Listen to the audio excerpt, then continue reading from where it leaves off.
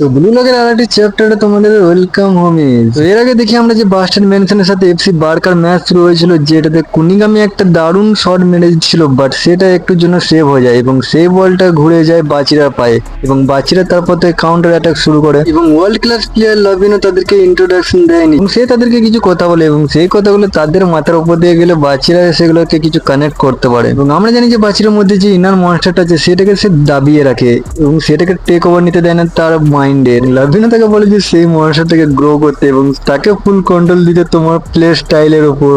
That's why Bachira wanted to hear and play like a monster, but তখনই বাচিরাকে আটকাতে তার সামনে চলে আসে কুনিগামি দ্য ওয়াইল্ড হিরো।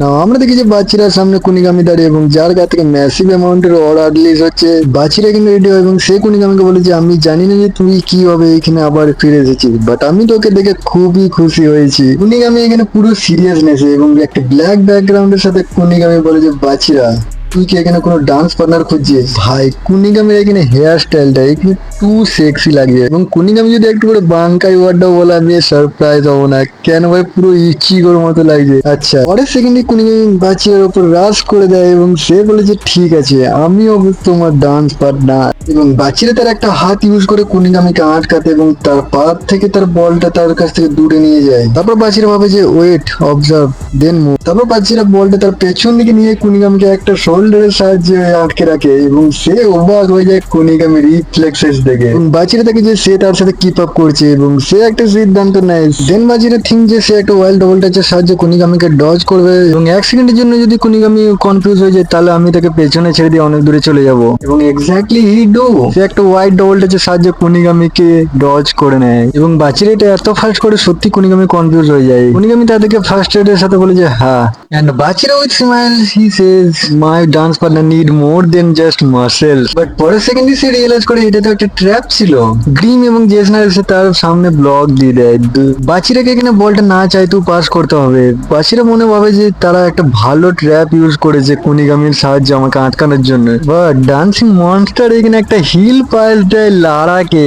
লারার সামনে এখন একটা ডিফেন্ডার রয়েছে, সে সেজন্য বলটা একটা ওয়ান টাচ পাস দেয় ওটোয়াকে। ওটোয়ার সামনে একটা ডিফেন্ডার রয়েছে, বাট ওটোয়া সে টিকি টাকা স্টাইলে খেলছো নাকি তোমরা? ওয়াও ঠিক আছে আমিও এখানে যোগদান দিচ্ছি। সে একটা দারুণ পাস দেয়, পাস বলাটা ভুল হবে, সে বলটা ভলিতে রেখে দেয় এবং এইখানে তুমি প্যানেলটা দেখতে পাচ্ছ ভাই, একটা দারুণ ব্যাক বলের সাহায্যে বাচ্চিরা এখানে গোল করে দেয়। এটা ছিল একটা তিনজনের মধ্যে chemical reaction, what a free style. তোমরা এই প্যানেলটা দেখতে পাচ্ছ ভাই, একটা মৌমাছি তার নিচে বাচ্চিরা এবং সেই গোলটা, এই গোলটা দেখে তো ভাই সবাই অবাক হয়ে যায়। লাভিনো এখানে একটু খুশি, ইসাগি শক এবং বাচ্চিরা ল্যান্ড করে বলে যে এবং ইসাগি রিয়েলাইজ করে যে এইটা হচ্ছে এফসি বার্কার টিমের ফিলোসফি। এবং আমরা একটা প্যানেল দেখি যে এখানে তিনজনে সেলিব্রেশন করছে গোল্ড এবং রেজাল্ট হয় 1-0।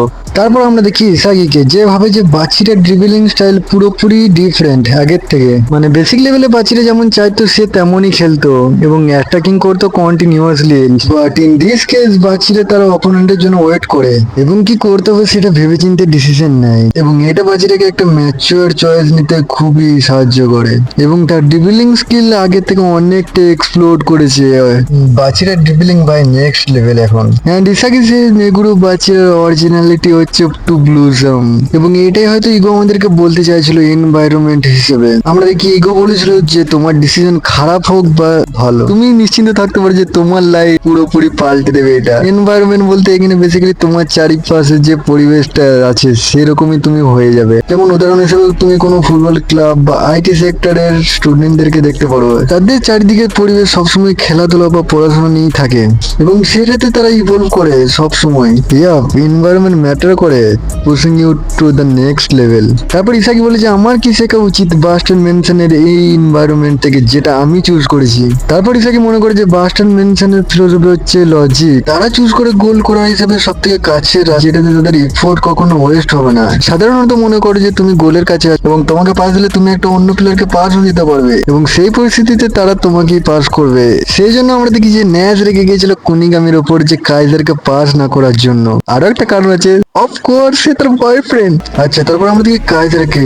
ইসাগি বলে যে কাইজার যে তাদের টিমটাকে লিড করে, এবং ইসাগি ভাবে যে আমি যদি এখন মাঠে নামি আমার সব থেকে বেস্ট ডিসিশন কি হবে এই টিমটাকে মুভ করানোর। আমাকে তাদের মতো এই রুলটাই মানতে হবে যে কাইজারকে পাস করো সবসময়, কারণ সে ফিনিশ করবে গোলটা অল অফ দ্যাট। এটা নেসেসারিও নয়, বাট আমার কাছে তাদের মতো কোনো ইউনিক স্কিলও নেই আপাতত এই মুহূর্তে। এবং আমি যদি এই রুলটাকে ইগনোর করি, মানে কাইজারকে পাস না দেওয়ার রুলটা, আমাকেও তারা কুনিগামের মতো আইসোলেট করে দেবে। সেকে একটু চিন্তা পড়ে যায় যে কি করবে সে একটু ভেবে। বাকি প্লেয়াররাও বলতে থাকে যে কুনিগামি এই খেলাটাতে নয়েজ ক্রিয়েট করছে, রাশিয়ান মেনশন লজিক্যালি খেলছে, বাট কুনিগামি স্লো প্লে করছে একাই অল অফ দ্যাট। সত্যি বলতে আমি কখনো এমন ভাবিনি যে আমার সাথে এমন হবে।